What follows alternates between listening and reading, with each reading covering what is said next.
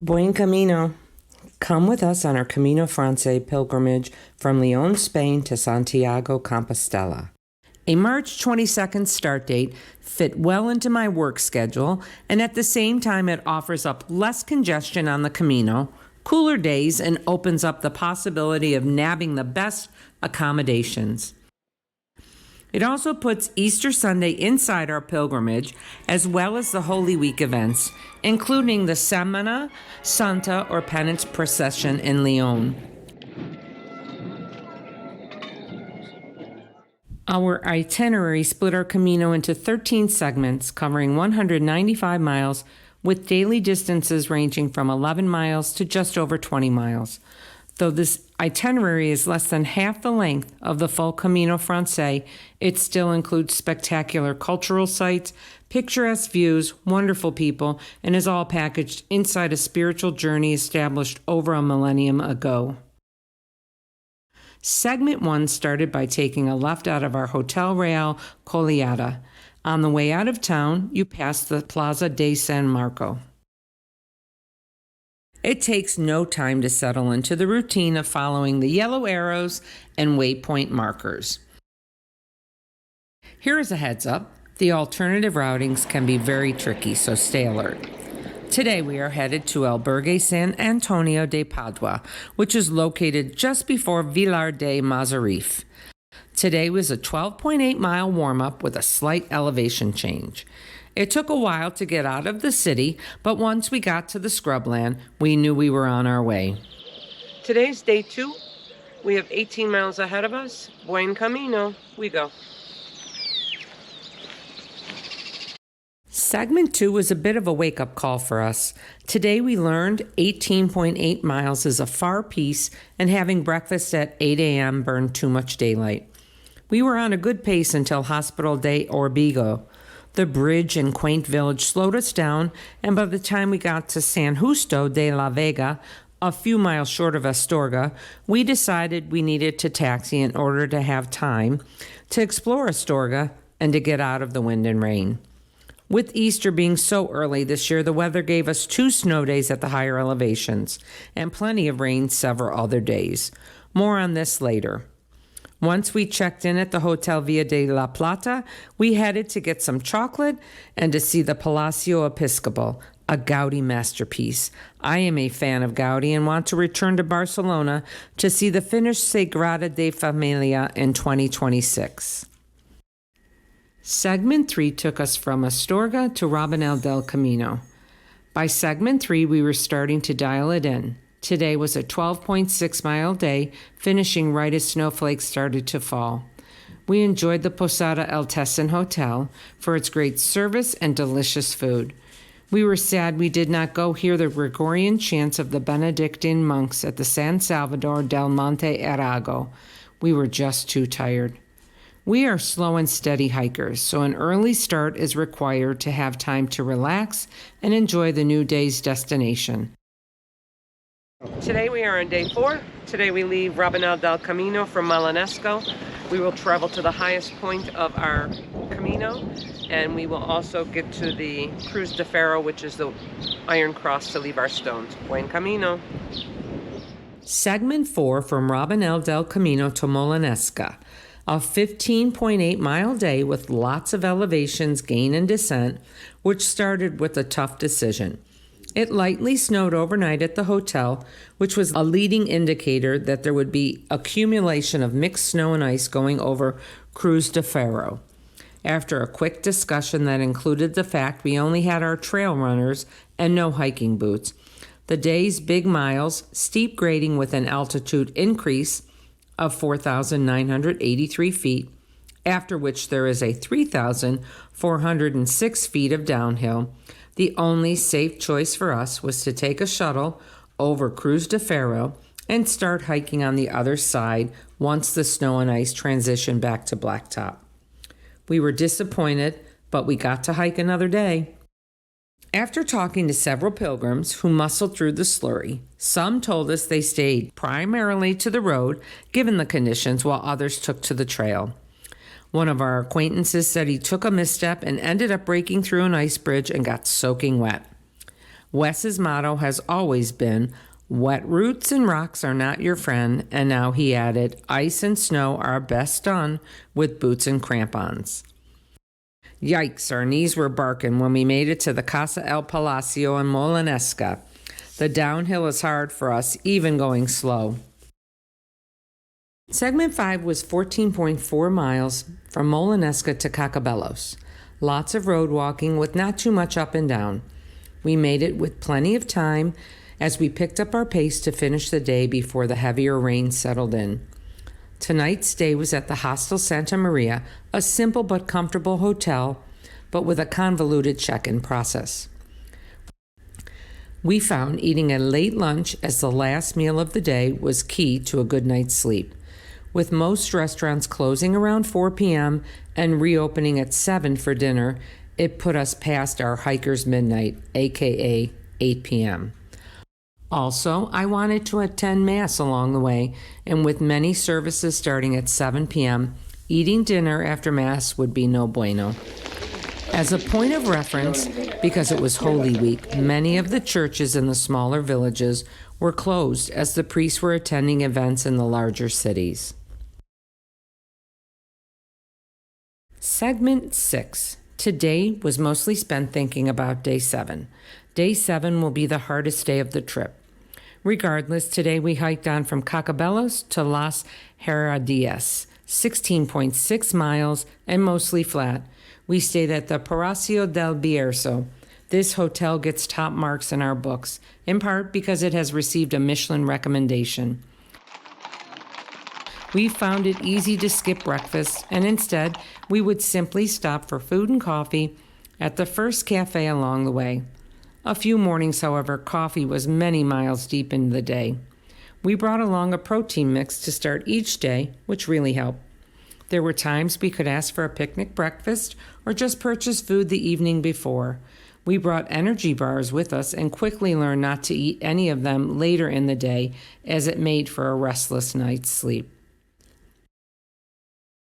Segment 7, Hump Day. Day 7 started with the manager of the Palacio del Bierzo telling us we would be facing significant snowfall at the higher elevations, which had fallen overnight, and getting over Eusebio was going to be difficult hiking. When we went to sleep the night before, we were iffy if we could do the 20.6-mile day to Triacastela with its steep 3,691-foot incline, followed by an even bigger descent. Now, with deep snow on top of an already strenuous day, it took us no time to ask for help getting a shuttle. With the conditions the way they were, we had even ruled out a summit attempt to hike the 5 miles to Eusebio. Here is where it got a bit stressful. After a few calls, he could not find a shuttle that would attempt the up and over. In the end, the manager found someone willing to give it a go. For sure, it was not an inexpensive shuttle, with the driver unconvinced he could make it past Eusebio. In short, we made it, and what an experience it was. We passed many pilgrims that morning in the comfort of our shuttle. It didn't feel right, but deep down, Wes and I knew it was the smart choice. Looking back, I must applaud all the pilgrims having the presence of mind to know they needed to get up to Eusebio the prior day to avoid the new snow. By starting their day at Eusebio versus Las Herradillas, they took off 5 miles of steep elevation that included lots of post-holing. It proved to be a brilliant move on their part. Once we hit hard pavement on the far side of Fanfria, we began the downhill portion of the hike. We stayed the night at the Casa Pacios, which was pretty terrific. It added over a kilometer of walking in the rain to get to, but it was worth it. We ate at the Parrillada Jacobeo restaurant, one of the best meals on the hike. Segment 8 took us from Triacastela to Sarria. Today was Easter, and I wanted to do Mass at the Benedictine Monastery in Samos. 2 things happened. First, our timing was misaligned with the noon service, so we passed on Mass and forged on. Second, we found out why many pilgrims use 2 navigation apps on their phones. The Far Out navigation app, Wes's go-to app for everything hiking, was good overall with the exception of the Triacastella to Sarria segment, which had us on a torturous routing. To be clear, the Flyover illustrates the more direct routing. After this off-the-beaten-path alternative route, I loaded Camino Ninja, so we had a backup navigation app providing us with an additional reference. Despite the Camino being pretty well marked, it did not go unnoticed by Wes that the Camino blazing can be confusing at times, and that the primary and alternative routings can flip-flop depending on the reference source. We stayed at the Pension Plaza Camelias for the night, an eco-friendly, clean, and comfortable hotel. Segment 9 showed the expected bump up in the number of pilgrims on the St. James Way. Today marks the 100-kilometer threshold required to receive a Compostela. Wes and I were careful to manage the number of stamps we added each day to be sure we remained in compliance for the Compostela. Today's 14-mile jaunt took us from Sarria to Portimão.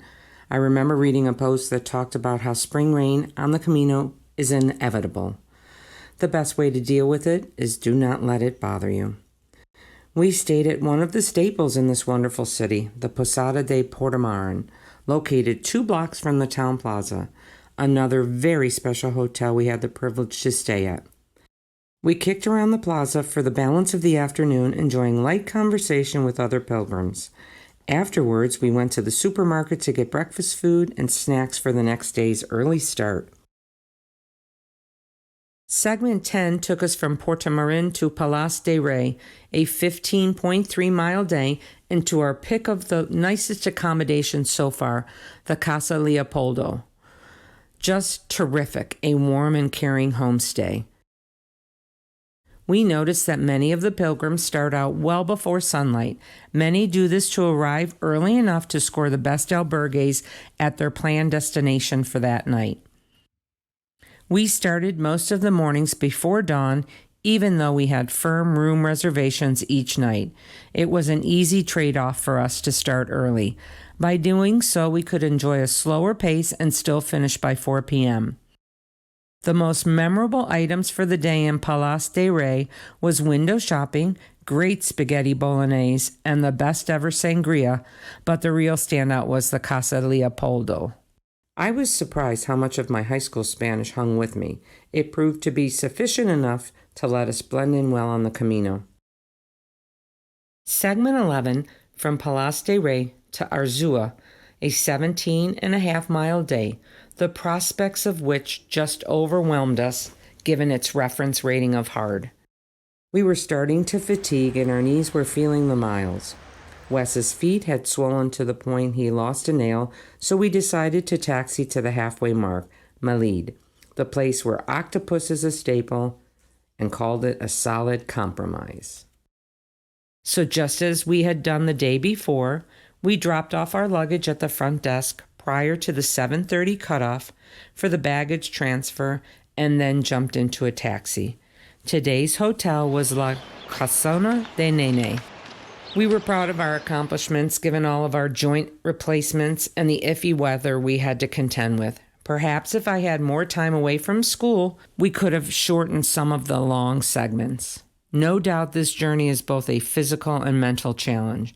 13 segments of grinding it out each day hit my threshold on both accounts, but there is no doubt I want to do another Camino. Segment 12.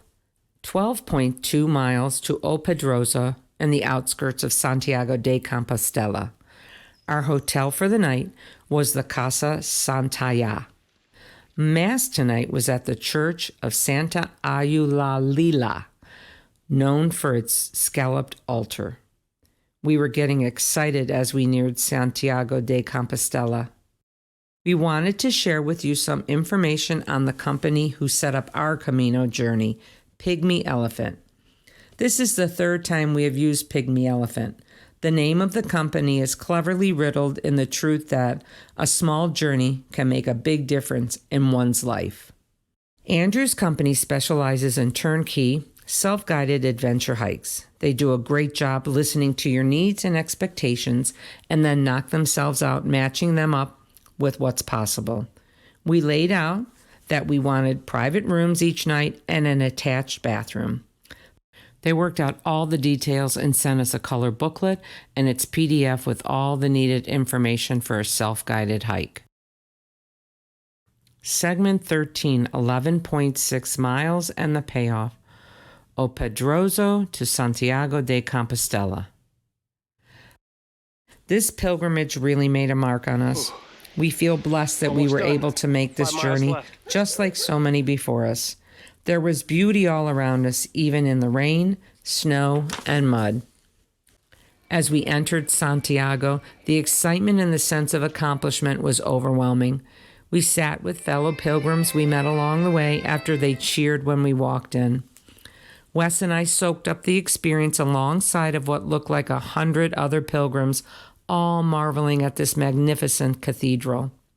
After taking time getting ourselves recentered in the Plaza Obradordo, it was time to check in to the luxurious Parador Hostel dos Reis Catolicos, located right off the plaza, a truly perfect end to our journey.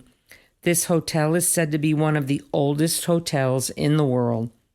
We were able to memorialize our Camino by going to the pilgrim's office and receiving our Compostela. The exchange of our credentials for inspection was an immensely gratifying moment. What we did was hard, but rewarding in so many ways. I felt like a pilgrim and a disciple as I walked with purpose, starting all the way back to day one. We finished the Camino that day reflecting on the knowledge that this pilgrimage would now be a part of our souls. We hope you enjoyed our video blending the virtual flyover from FatMap with our Camino journey. Please use the flyover only as a single reference point, since there are several instances where you might see slight deviations along with several alternative route choices. This has been a Blue Skies, Puffy Clouds production.